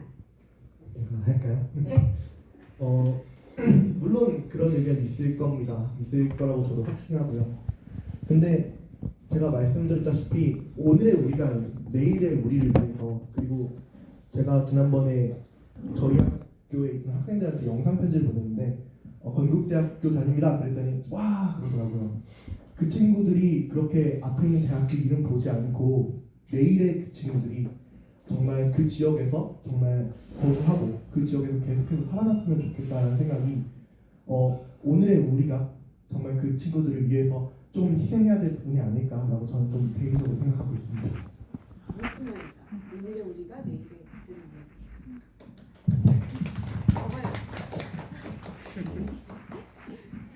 네, 그러면 다음 질문을 받아볼 텐데요. 아까부터 계속 들고 계셨던 것 같아서 그쵸? 일단 먼저 하시고 그 다음에 안녕하세요. 제가 경북 동화군에서 온 25살 동성이라고 합니다. 이 자리에 들어서 제가 멀리까지 온 것에 대해서 영광이라고 생각하고요. 외람돼 말씀이지만 제가 지금 겪고 있는 얘기 좀 하자면은 지금 현재 제가 취직을 아직 못하고 있고 농사를 지으면서 이제 부모님하고 같이 생활하고 있는데 제가 군대를 가려고 이제 20살 때 동부청에서 신체 검사를 받게 되었는데 이제 거기서 이제 좀 결과가 좀 좋지 않은 게 나와가지고 좀 약간 걱정되는 부분도 좀 많았었는데 일단 외란도 말씀드리지만 경계선 및 지적장애 5급이라는 판정 받았습니다. 그때 그걸 받고 난 뒤에 정말 어떻게 살아가야 할지 이거 장애인 등급을 받으면서 살아가야 하는지 정말 큰 걱정을 들게 되는데 제가 지금 이제 저 혼자는 아니지만 저희 형도 이제 수무원에 다니는 공무원이라서 보면은 꼭 형과 같은 취업에 들어가고 싶은데 부모님과 있다시피 저도 지금 같이 있지만 너무 힘들어가지고 지금 집을 나서면서 좀 뭔가 좀 하고 싶다, 뭐 아르바이트를 좀 하고 싶다 이런 생각이 들었는데 막상 이제 경북 북부 지역은 영주가 봉화는 그렇게 일자리가 많지 않아요. 많지 않아가지고 뭐 어떻게 해야 할지 아니면 부모님과 같이 농업을 조금 해야 할지 조금 약간 걱정이 되는 부분이 사실이긴 하지만 저도 진짜 학교를 다니면서 좀 느꼈던 점이 뭐냐면은 이제 산림계 특성고등학교를 좀 다녔었는데 봉화에서 거기 산림계 특성고등학교 다니면서 이제 자격증을 좀 취득하려고 조금 노력을 많이 했지만은 좀 그러지를 못해가지고 좀 약간 아쉬운 좀 많은 있고요. 일단 마지막으로 좀 하고 싶은 말은 제가 조금 이 장애인 등급을 받으면서 취업을 해야 할지 아니면 그냥 일반적인 생활을 하면서 취직을 해야 할지 조금 이게 약간 걱정되는 부분인데 여기 앞에 계신 패널님 분들한테 조금 좋은 얘기라도 조금 듣고 싶습니다. 소장님?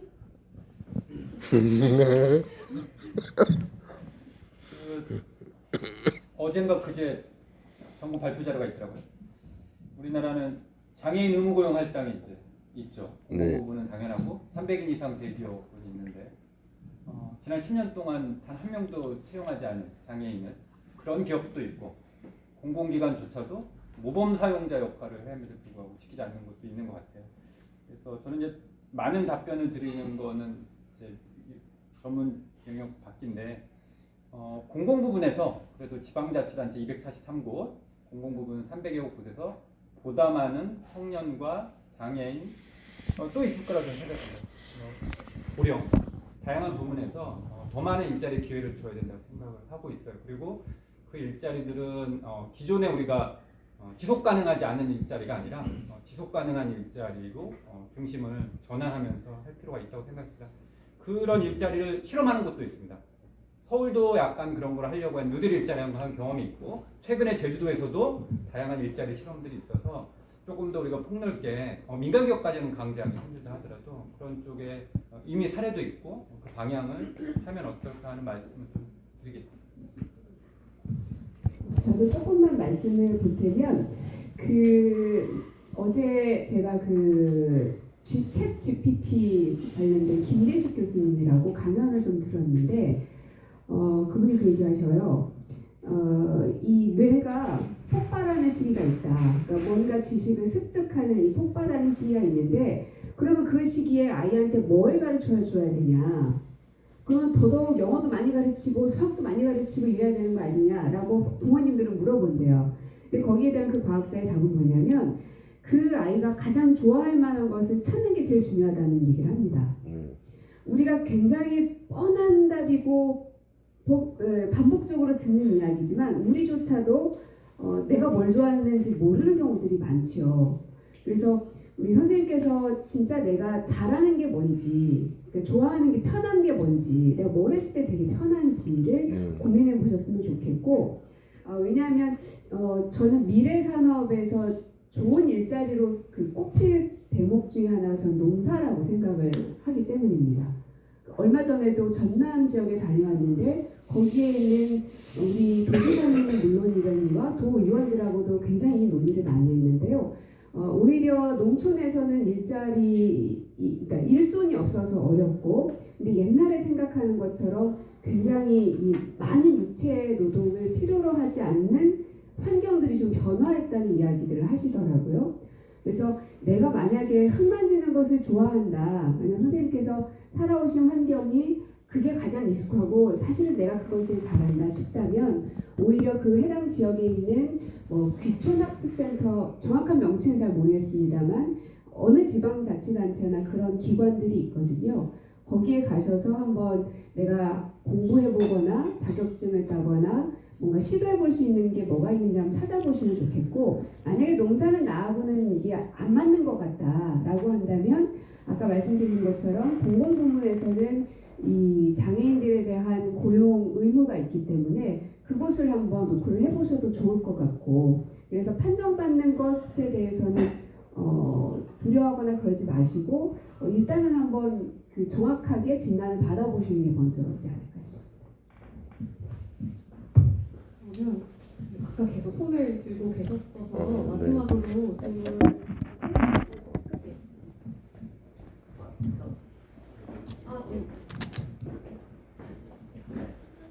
네, 안녕하세요. 더불어민주당 전국 청년위원회 자문위원, 그리고 국제내교육종합대학원 대학교 지구경영학과 홍익정치사상문화전공 석사 류호상입니다.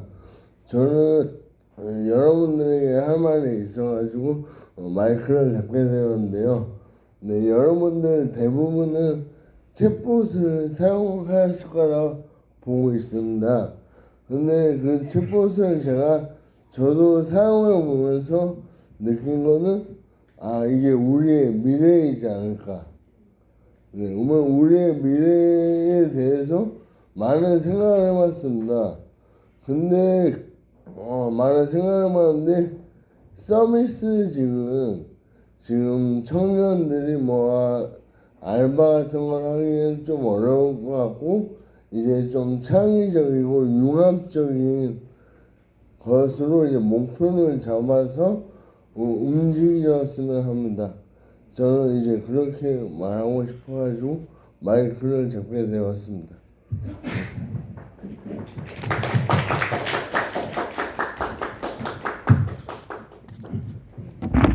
시간이 정말 폭발같이 지나가서요. 벌써 8시 반이라서 지금 이제 저희가 오늘 행사를 마무리 지어야 하는 시간이 되었어요. 저는 저 또한 청년 당사자로서 오늘 패널분들 그리고 사회자분들의 좋은 말씀 많이 들었고 또 여기 플로어에서 나온 질문도 저 청년으로서 공감이 되고 도움된 이야기였습니다. 저희가 오늘 마지막 순서로 오늘 나오신 분들 다 같이 사진 촬영을 해야 하는데요. 그래서 여기 앞에 이렇게 나와가지고 같이 사진을 한번 찍는 걸로 하겠습니다. 저기서 하면 어때요? 저 계단. 계단 나올까요?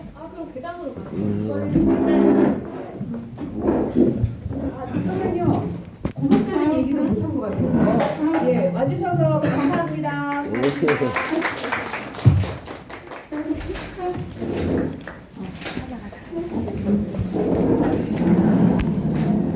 고맙습니다.